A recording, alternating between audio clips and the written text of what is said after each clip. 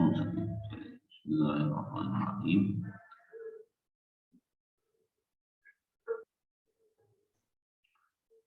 जी, अब हम base formula से स्टार्ट करते हैं। रात मैंने आपके साथ शेयर की कुछ चीजें, उनको काइंडली आप गो थ्रू कर लें ग्रुप में, ठीक है। असफा देखी हैं आपने वो चीजें?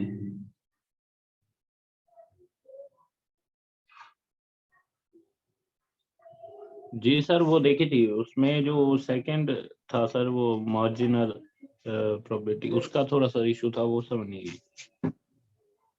सेकंड, ठीक है, उसको भी देख लेंगे कि उसमें क्या चीज समझ नहीं आई सेकंड वाला। उसमें सर वो जो उसमें जो लिखा हुआ था ना सर, पी और पी 1 - s था सर, वो शायद मुझसे शायद कोई एक लेक्चर स्किप हुआ है, वो मैं नहीं देख सका सर। बिल्कुल सही सही सही। चलिए, इसको भी देख लेंगे। Just a second, just hold on. जी रिज्यूम करते हैं जहाँ से हमने ये जो दूसरा मैंने आपको भेजा था ना, इसमें उसको अभी हम अंडरस्टैंड करते हैं कि जब एक इवेंट है उसका दूसरे इवेंट के साथ ताल्लुक क्या होगा, ठीक है। अभी ये आज की जो लेक्चर है ना, इसके साथ स्क्रीन शेयर होगी बेस फार्मूला, बेसियन थ्योरम, ठीक है। Let's E and F be two events, दो इवेंट्स हैं, तो हम ई को ऐसे एक्सप्रेस कर सकते हैं,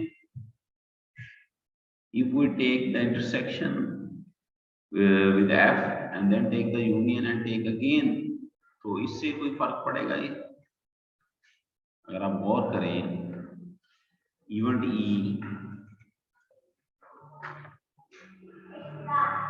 ये अब इस इवेंट ई को हम ऐसे लिख सकते हैं,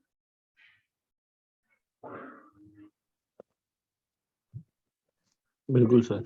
ठीक है, इसमें कोई इशू तो नहीं है आपको। इसको अगर in the form of figure देखें तो इवेंट ई हमारा क्या है, this one is event E, और in the form of figure it's very easy to understand.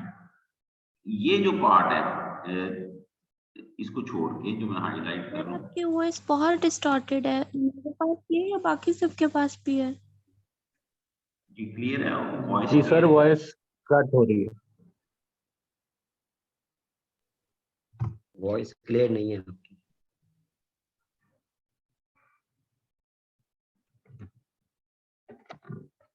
अब क्या सूरत हाल है? Can you hear me now? जी सर, पहले से बेहतर है। जी सर, आ रही है। अच्छा, ये देखें, अगर आप फिगर को देखें तो ये इवेंट ई को आप इस तरह लिख सकते हैं, E intersection F complement plus union ले लें इसका ई एफ कॉम्प्लीमेंट, इसमें कोई हर्ज तो नहीं है, ये यही चीज लिखी हुई है।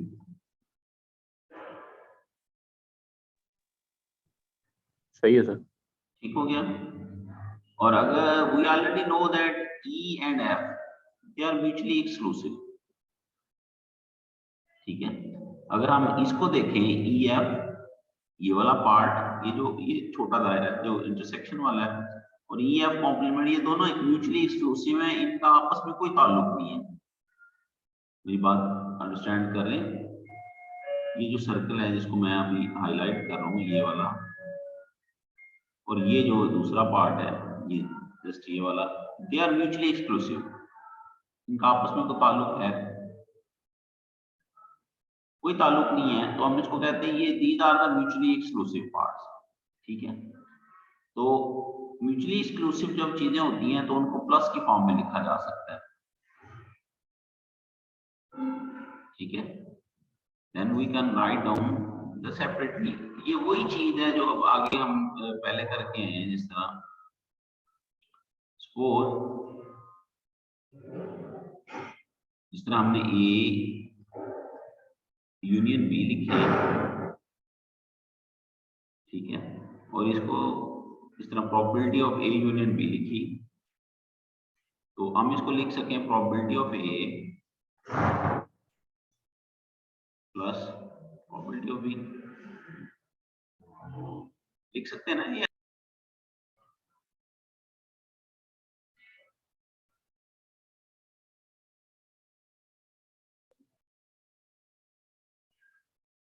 जी जी, can you hear me right now? Yes sir. तो ये मैं म्यूचुअली एक्सक्लूसिव का कॉन्सेप्ट आपको क्लियर कर रहा था, तो क्लियर हो गया म्यूचुअली एक्सक्लूसिव का। इस तरह probability of A union B होता है, तो इसको हम प्रोबेबिलिटी ऑफ, ठीक है, probability of A plus probability of B, this is the mutually exclusive. ऐसे ही जी, ये हम कर चुके हैं ना जी? जी सर, प्रॉपर्टीज में था। हाँ, प्रॉपर्टीज में कर चुके हैं। अब नेक्स्ट जो आपके पास चीज है, आप इसमें अगर इसको आगे चलें तो ये from the conditional probability definition हम इन दोनों को ऐसे लिख सकते हैं। जी सर, कंडीशनल प्रोबेबिलिटी का फॉर्मूला। हाँ, E given F probability of F, E given F complement probability of, ये कंडीशनल प्रोबेबिलिटी का फार्मूला लिखा है, ठीक है। उसको रीअरेंज करके, जो हमने लास्ट लेक्चर में डिस्कस किया था क्लास में, यही था आपके पास A गिवन B, तो प्रोबेबिलिटी ऑफ ए बी, ये इंटरसेक्शन आ जाता है, और प्रोबेबिलिटी ऑफ बी ये नीचे आ जाती है, ठीक है जी। इसको रीअरेंज किया है, ये वाली चीज इधर आ गई, अब ये इसकी वैल्यू है, ये उधर चलेगी, ये probability A given B, probability of B, ठीक है जी। अब जो नेक्स्ट है हमारे पास जो चीज, इसको हम देखते हैं, ये फार्मूला रीअरेंज कर दिया। What about this probability of F complement? This is 1 minus probability of F, इसको लिख सकते हैं जैसे ये प्रॉपर्टी है जो हमने सेट्स की प्रॉपर्टीज में इसको देखा था। अब एक प्रॉब्लम देखते हैं जिसको अंडरस्टैंड करते हुए, ये जो ऊपर हमने प्रॉपर्टी पढ़ी है, दिस इज एक्सट्रीमली इंपॉर्टेंट कि हम इसको आगे लेके चलेंगे, ठीक है। क्या है जी, an insurance company believes that people can be divided into two classes, those who are accident prone and those who are not, कि कुछ लोग हैं जिनका एक्सीडेंट हो सकता है और कुछ का नहीं हो सकता। इंश्योरेंस कंपनी ने को प्लानिंग करनी होती है, the company stats shows that an accident prone person will have accident at some time within a fixed year with a probability of 0.4। अच्छा, ये जो एक्सीडेंट जिसका हो सकता है उसकी प्रोबेबिलिटी 0.4 है। This probability decreases to 0.25 person who is not accident prone, तो दूसरी क्लास के लिए ये प्रोबेबिलिटी 0.2 है। If we assume that the 30% of the population is accident prone, 30% जो है यानी 0.3, इसको आप कह सकते हैं वो एक्सीडेंट प्रोन है, ठीक है, जिनका एक्सीडेंट हो सकता है। What is the probability a new policy holder will have an accident within the year? अब न्यू पॉलिसी होल्डर, अब ये इस सारे के सारे प्रॉब्लम में प्रॉब्लम सेटअप करना अहम है, यानी स्टेटमेंट देख के उसका सेटअप बनाना बड़ी अहम चीज है। उसने कहा कि न्यू पॉलिसी होल्डर, उसका उस साल में एक्सीडेंट हो सकता है या नहीं हो सकता। अब ये न्यू पॉलिसी होल्डर आपका वो दो क्लास में फॉल कर सकता है, either it is accident prone और नॉट प्रोन, दो क्लास में हो गया डिवाइड। अगर A1 आपका क्या है, पॉलिसी होल्डर है न्यू, ठीक है, जो उसकी हमने प्रोबेबिलिटी निकालनी है, तो इसमें लिखेंगे ये जो A है ना, गिवन दैट ये अगर ये एक्सीडेंट प्रोन है और उसके एक्सीडेंट होने का चांस क्या है, A जो है वो आपका न्यू पॉलिसी होल्डर है और उसके एक्सीडेंट ना होने के चांस क्या है और ना होने वाली पॉपुलेशन क्या है। मैं दोबारा इसको स्लोली रिपीट करता हूं। आपने इवन निकालना है कि उसका एक्सीडेंट होगा या होगा, इसकी क्या प्रोबेबिलिटी है। पहले तो हम देखेंगे कि ये जो अगर एक्सीडेंट होगा और वो एक्सीडेंट प्रोन क्लास में से है, ये गिवन है आपके पास ऑलरेडी, एक्सीडेंट प्रोन पर्सन की प्रोबेबिलिटी है 0.4, ठीक है। यानी ये वाला बंदा, यानी ये वाला जो इवेंट है, जो बंदा आपने सिलेक्ट किया, ये कौन सी क्लास में से जिनका एक्सीडेंट होता है, उसकी प्रोबेबिलिटी ऑलरेडी गिवन है, और एक्सीडेंट होने की इट्स प्रोबेबिलिटी क्या है, 30% है। दूसरी कौन सी क्लास में ये आ रहा है? दूसरी कि उनका एक्सीडेंट ना होता हो, वो भी ऑलरेडी गिवन है 0.2, और उसका कॉम्प्लीमेंट यानी कितनी परसेंट पॉपुलेशन है, ये 30% का एक्सीडेंट होता है और 70% का नहीं होता। तो ये ऐसे फॉर्मुलेशन होगी इस प्रॉब्लम की। जी कुछ समझ में आई है बात आपको? Sir A1 event new population जिनका A1 इवेंट वो है कि जो एक पॉलिसी होल्डर है, A1 है कि एक्सीडेंट की प्रोबेबिलिटी क्या है, बस ये बात है। यानी कि एक्सीडेंट उसने ओवरऑल पूछा है कि एक्सीडेंट होगा या नहीं होगा, ठीक है? ठीक है सर। एक्सीडेंट की प्रोबेबिलिटी, अब आगे दो क्लास है उसमें, एक क्लास है जिसका एक्सीडेंट होता है और एक जिसका नहीं होता। तो ये दोनों के वो फिर ये दो टर्म इसीलिए आई हैं कि एक हम ज्यूम करेंगे एक ये फॉल कर रहा है एक्सीडेंट क्लास वाली क्लास में, एक ये एक्सीडेंट जिसका नहीं होता उस क्लास में फॉल कर रहा है, दोनों को ऐड कर लेंगे। अब बात समझ आइए? सही है सर। बाकी सिर्फ ये प्रोबेबिलिटी ऑफ A1/A कंप्लीमेंट ये 0.2 है सर, ये कैसे? देखे ना, ये अभी हमने ऊपर प्रॉपर्टी पढ़ी है ना, डिक्रीज, ये ठीक है सर, इसकी वैल्यू 0.2 गिवन होगी। ये 0.2 गिवन है ना ऊपर, अगर आप देखें ये देखिए, अच्छा, जिसका एक्सीडेंट नहीं हो सकता वो 0.2 है। नॉट है। हाँ, ये और ये सिर्फ और सिर्फ ये प्रॉब्लम्स स्टेटमेंट पढ़ने पे डिपेंड करते हैं, आप स्टेटमेंट बुक कैसे हैंडल करते हैं, ठीक है? सही है सर।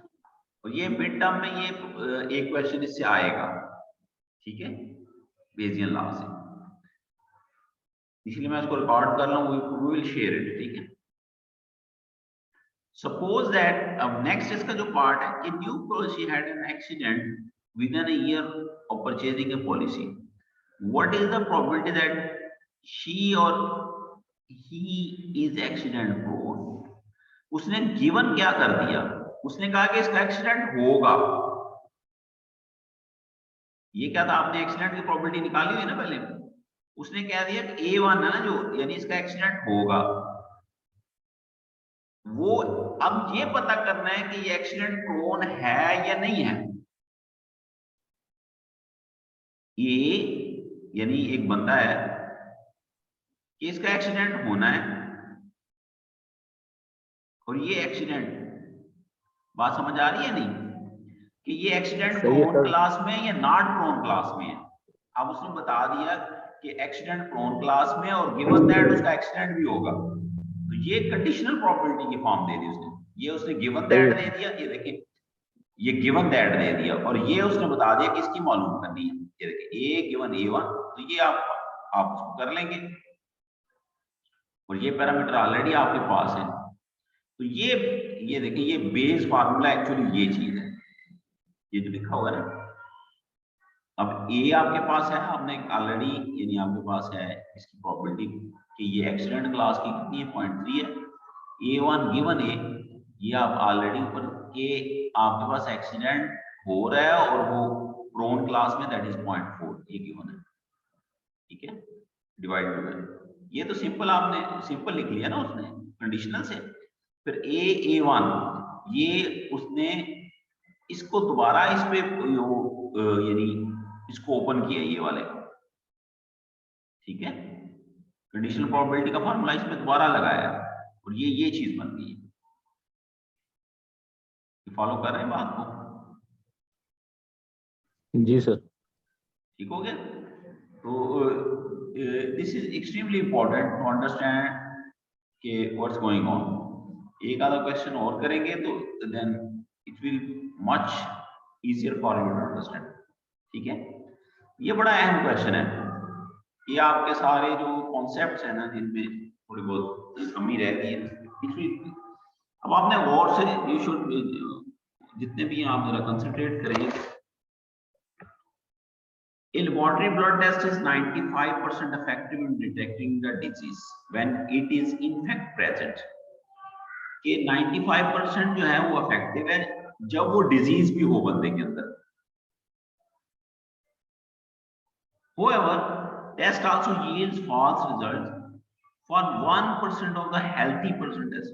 यानी 1% उसके यानी 0.01, 1% का यही मतलब होता है ना, 0.01 उसकी प्रोबेबिलिटी है कि वो सेहतमंद बंदे को भी बीमार करा देते। That is if a healthy person is tested then the probability 0.01, the test will imply that he और she has the disease. Clear हो गया? अब if 0.5% of the population actually has disease, ये उसने बता दिया, what is the probability that a person has the disease given that the test result is positive? अब आपने इसकी फॉर्मुलेशन करनी है, ठीक है? अब ये एक्चुअली क्वेश्चन यहां पे है, what is the probability a person has a disease? अगर सपोज आप डिजीज प्रोबेबिलिटी लेते हैं, person has a disease is the probability D, ठीक है?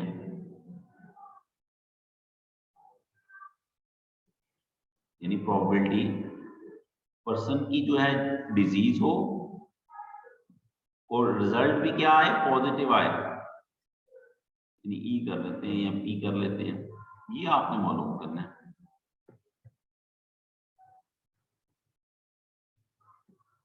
बात समझ रहे हैं नहीं?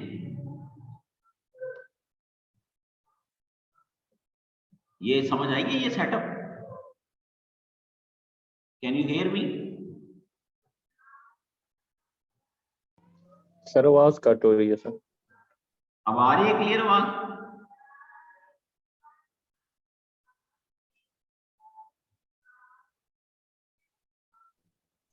जी अब सर डिस्टॉर्टेड है। अभी भी डिस्टॉर्टेड है। सर कुछ बेहतर है पर बीच में से वर्ड स्किप हो जाते हैं। ठीक है, चलिए एनीवे ये कुछ रिकॉर्डिंग भी हो रही, तो ये देखिए, अब you need to understand these last lines, this one. अब इसमें ये देखिए ये क्या कह रहा है, what is the probability that a person has the disease, ये पर्सन को डिजीज है, given that the test result is positive, test result positive है, तो ये हमने प्रोबेबिलिटी मालूम करनी है, ठीक है? बात समझ आ रही है नहीं? तो ये एक्चुअली होगा क्या आपके पास, ये प्रोबेबिलिटी ऑफ द, यहां पे ई आ जाएगा, what is your E actually, test result is positive. अब टेस्ट रिजल्ट जो पॉजिटिव है उसकी दो कंडीशंस हैं, ऐसी है, एक तो एक्चुअल में बीमार बंदे का पॉजिटिव भी आ सकता है, हेल्थी का भी आ सकता है, ये आपको पता है। बात समझ रही है नहीं? जिस तरह हमने ये कैलकुलेट किया लास्ट स्लाइड्स में, इस प्रॉब्लम में हमने ये चीज निकालनी है, यानी प्रोबेबिलिटी ऑफ डिजीज, ये जो ई है ना, प्रोबेबिलिटी ऑफ डिजीज आपने निकालनी है। Sorry, test is positive, test positive आता है अगर डिजीज हो या ना भी हो,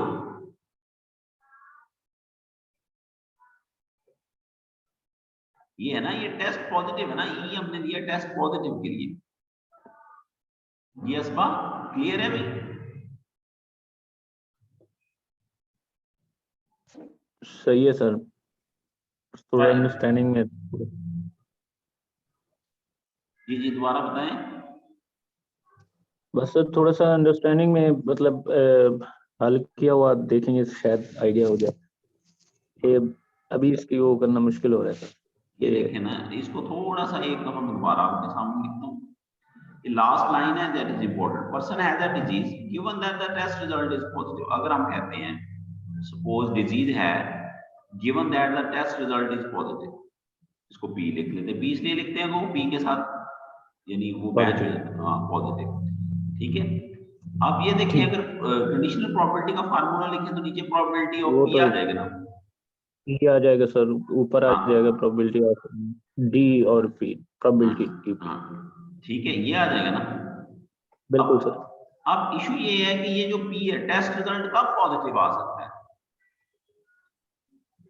वो आ सकता है सर, अगर फॉल्स, एक है फॉल्स आ जाए और एक है सर उसका रियल ट्रू आ जाए, मतलब सही है। यानी तो प्रोबेबिलिटी, टेस्ट की प्रोबेबिलिटी यानी रिजल्ट आ जाए पॉजिटिव और डिजीज हो, ही हो, ऐसे ही है। और बिल्कुल दूसरे सर। चांस में क्या है कि डिजीज नहीं ना है और नहीं पॉजिटिव आ है, जाए। नहीं है और पॉजिटिव आ जाएगा। That's right, that is complement and probability of D complement. ठीक है, सही है सर, बिल्कुल बेस्ट ठीक हो जगह गया। मिल गया सर। ये हो गया सही है, आपका ऊपर वाला पार्ट। यू उससे ऊपर क्या है कि डिजीज भी हो और पॉजिटिव भी आ जाए।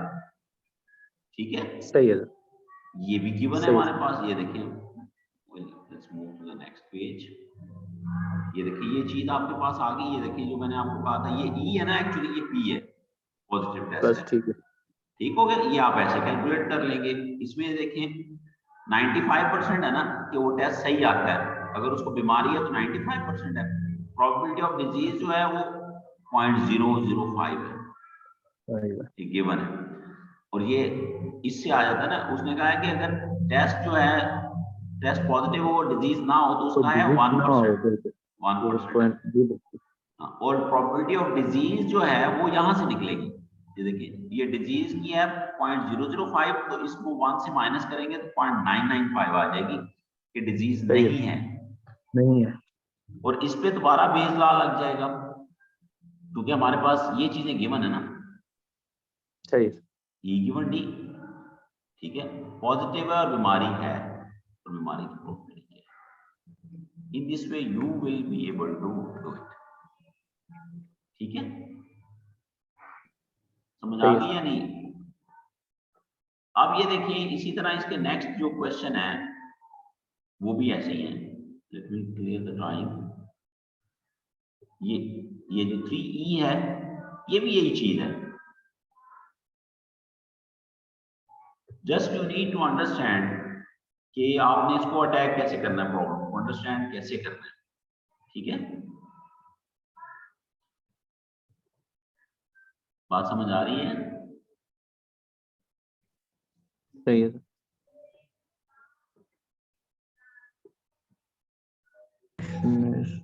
On range of following, at least 80% contain the migration.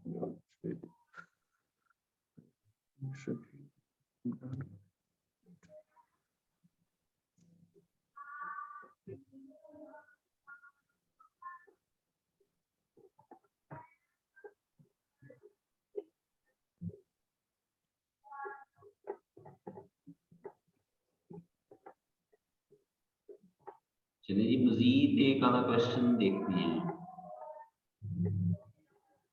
So that you are 100% clear. मेरे ख्याल को डाउट होना नहीं चाहिए इसमें। इट्स अप टू यू कि आप 2-4 प्रॉब्लम्स की एक्सरसाइज करें खुद। जरूरी नहीं आप डायरेक्ट जवाब देखें, पहले आप देखिए कि इसमें है क्या, क्या कर रहा है। ठीक है, try to understand the statement first. अगर आप स्टेटमेंट को समझ गए then it is much easier to go ahead. फिर मसाइल आपके लिए खासे जो हैं वो कम हो जाएंगे। ठीक है,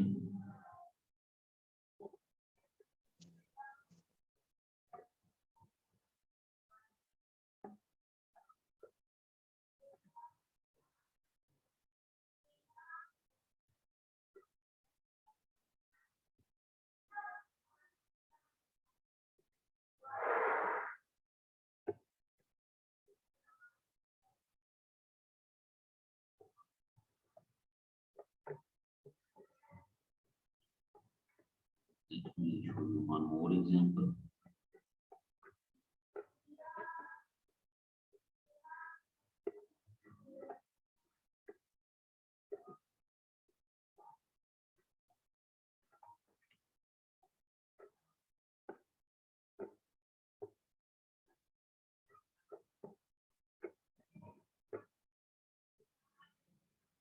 एक म्यूचुअली एक्सक्लूसिव आपने चीज पढ़ी है। ठीक है,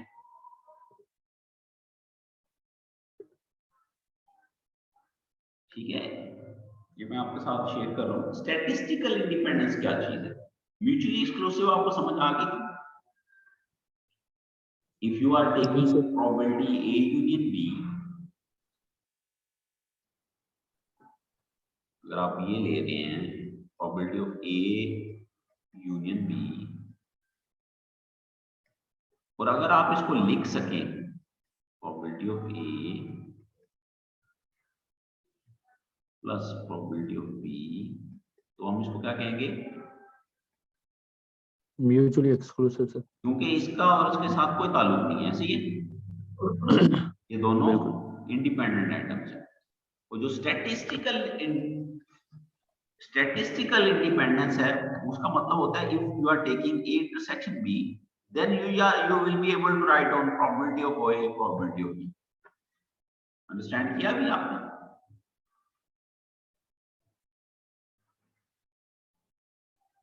ठीक है, ये बात समझ आई है?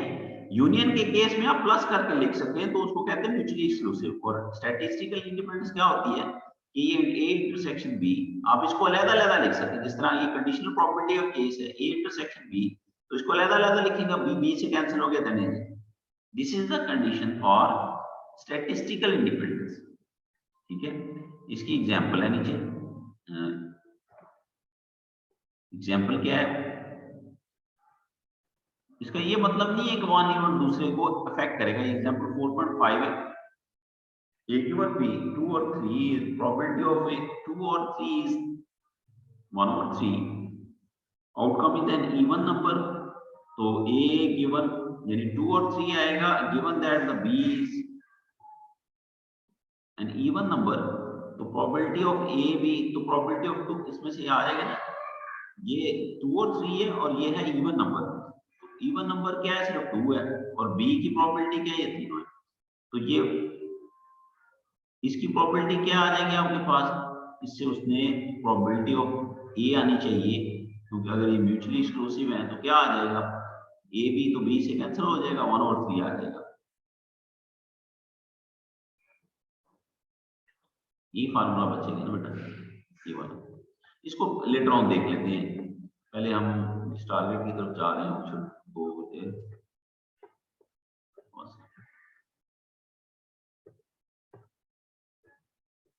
This is base law. A given B, AB over B। अगर B गिवन A हो तो ये भी AB ओवर नीचे, ये जो होता है ना ये वाला, ये नीचे आ जाता है, ऐसे ही है। बात समझ रहे हैं बेटा? जी जी सर। एक्चुअल फार्मूला जो बेस का है वहां पे और तरीके से है, लेकिन चीज एक ही है। B गिवन है, इसको कहते हैं prior information. Know by knowing the marginal probability AB and conditional probability. देखिए मार्जिनल प्रोबेबिलिटी हमें A B और ये वाली कंडीशनल प्रोबेबिलिटी मालूम हो तो we can influence some other probability, तो हम दूसरी प्रोबेबिलिटी कैलकुलेट कर सकते हैं। यानी ये वाली कंडीशनल मालूम हो और ये दोनों मार्जिनल मालूम हो, तो हम we can go the other way, we can determine other conditional probability. इसको इन्फ्लुएंस भी बोलते हैं, ये प्रायर इंफॉर्मेशन कहते हैं इसको। ठीक है, सपोज इसमें एक प्रॉब्लम इधर आ जाएगा हमारे पास। ओके, सपोज ये वही चीज है 0.001% of general has a certain type of cancer. ये कैंसर की प्रोबेबिलिटी किसी भी पॉपुलेशन में ये है। A patient visited doctor complaining the symptom and that might indicate the presence of this cancer. अब doctor perform a blood test that will confirm the cancer with the probability. अगर उसको cancer है तो और वो टेस्ट भी positive आए तो 0.99 है, उसी तरह का क्वेश्चन है। लेकिन वो फॉल्स रिजल्ट भी प्रोड्यूस करता है, उसकी प्रोबेबिलिटी 0.2 है। अगर अब कह रहा है कि test comes back positive, what is the probability the person has a cancer? ठीक है, बताना ये है कि कैंसर है, if cancer is B, given that the test is positive, B given A, तो बाकी वो आप फॉर्मुलेट कर लेंगे। A क्या है? ये टेस्ट इज पॉजिटिव, ये वही क्वेश्चन है लेकिन वर्डिंग चेंज है। तो अगर आप इसको देखें तो ये वही चीज है जो हम वहां पे फॉर्मुलेट करते हैं। यानी बंदे को कैंसर है और टेस्ट भी पॉजिटिव है, तो क्या आ जाएगा? A गिवन B, ये हमारे पास ऑलरेडी अवेलेबल है इंफॉर्मेशन कि टेस्ट पॉजिटिव है और उसको कैंसर भी है, तो ये कंफर्म किया हुआ ना 0.99%। और टेस्ट कि जो जनरल जो है कैंसर की वो क्या है 0.001% है। परसेंट से जब आप प्रोबेबिलिटी में जाएंगे तो डिवाइड बाय 100 करेंगे तो ये चीज बन जाएगी। ये बाकी आप कैलकुलेट कर लेंगे। तो I think you can for now I repeated 2 और 3 क्वेश्चन विद यू। तो बेसियन की आपने अच्छी तरह से प्रैक्टिस करनी है, ठीक है। और if you have any question you can ask me. G S पर जी सर। अगर आपको कोई जी सर, इशू है तो बस इसको सर प्रैक्टिस करेंगे, मजीद कोई होगा। हाँ, यही इनके टाइप्स हैं, इससे आगे पीछे कोई क्वेश्चन नहीं आते। यानी मोर और लेस इसी तरह की वर्डिंग्स आएंगी। इंपॉर्टेंट क्या है, if test comes back positive, ये उसने क्या कर दिया, शर्त दे दी, what is the probability the person has a cancer. तो ये क्या है, जो पर्सन हैज ए कैंसर है वो ये चीज आ जाएगी, given that test is positive. ये चीज आपको सेटअप करनी आनी चाहिए, ठीक, ये आपकी प्रोबेबिलिटी, ठीक है।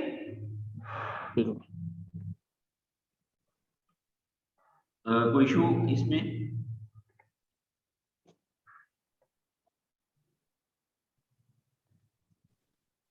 सर एक सवाल था। जी जी हम ये जो भी क्वेश्चन है इसकी स्टेटमेंट पढ़कर जी जी। ये देखना कि इस पे कौन सा फॉर्मूला लगाना है, इसका भी कोई है तरीका कि किस तरह से मैं I got your point. Actually जब आप स्टेटमेंट पढ़ेंगे ना, स्टेटमेंट में आपने लिस्ट अप कर लेना ये कह क्या रहा है, ये पूछ क्या रहा है। आखिरी जो लाइन होती है ना, usually that will give you the clue कि ये आप लगना तो फार्मूला तो एक ही है, तो ये इंफॉर्मेशन आपने एक्सट्रैक्ट करनी है उससे केयरफुली, ठीक है। जिस तरह अभी मैंने आपको इस प्रॉब्लम में बताया कि ये लास्ट लाइन में क्या है, टेस्ट कम्स बैक पॉजिटिव, ये गिवन इंफॉर्मेशन है। What is the probability the person has a cancer, ये मालूम करनी है। देखिए बी है कि पर्सन को कैंसर है, given that the test is positive, ठीक है। जब आप ये सेट कर लेंगे ना तो ये चीज आपको पता चल जाएगी। फार्मूला लिखेंगे तो सारी इंफॉर्मेशन पीछे प्रॉब्लम में मौजूद है, लेकिन ऑनेस्टली आपको इस पे वर्किंग करनी पड़ेगी। ऐसे नहीं होगा कि आप ये कोई यानी एक दो क्वेश्चन करें लापरवाही ना। You need to be focused without checking the answer, you should or solution, you should do it by yourself, ठीक है। ठीक है sir. Thank you very much. Actually one more class maybe on Monday, Asba you have a time, तो हम course में थोड़ा सा पीछे हैं तो हमें थोड़ी सी एक क्लास और लेनी पड़ेगी। उसमें टॉपिक्स इजी हैं, मसला नहीं है उनमें, तो ये आपके फ्यूचर रिसर्च में आपके लिए काफी हेल्पफुल होंगे। That's why I am trying to cover as much as I can. Sir 3 बजे कर लें सर, ठीक है। मंडे 0 o'clock, ठीक है भाई। सही। जी मंडे ट्यूसडे सर, तो मैं न्यूमेरिकल्स क्लियर कर दूंगा, कौन से टॉपिक से आपने करने हैं तो वो तो काइंडली कर दें। वो मैंने आपको बता दी है कि शाम सीरीज में देख लें, ठीक है। रॉस की बुक में देख लें, उनकी एग्जांपल्स देख लें, ठीक है। तो कुछ मैंने चीजें आपको भेजी भी थी ग्रुप में, अगर आपने चेक की हैं, सर ठीक है। ग्रुप में कुछ मैंने एग्जांपल्स भेजी भी हैं, अगर आपने, ठीक है। जी सर, वो कर ली थी सर। चले इसकी मैं रिकॉर्डिंग आपके साथ शेयर कर लूँगा, ठीक है। Thank you very much, thank you. Let me take the attendance first.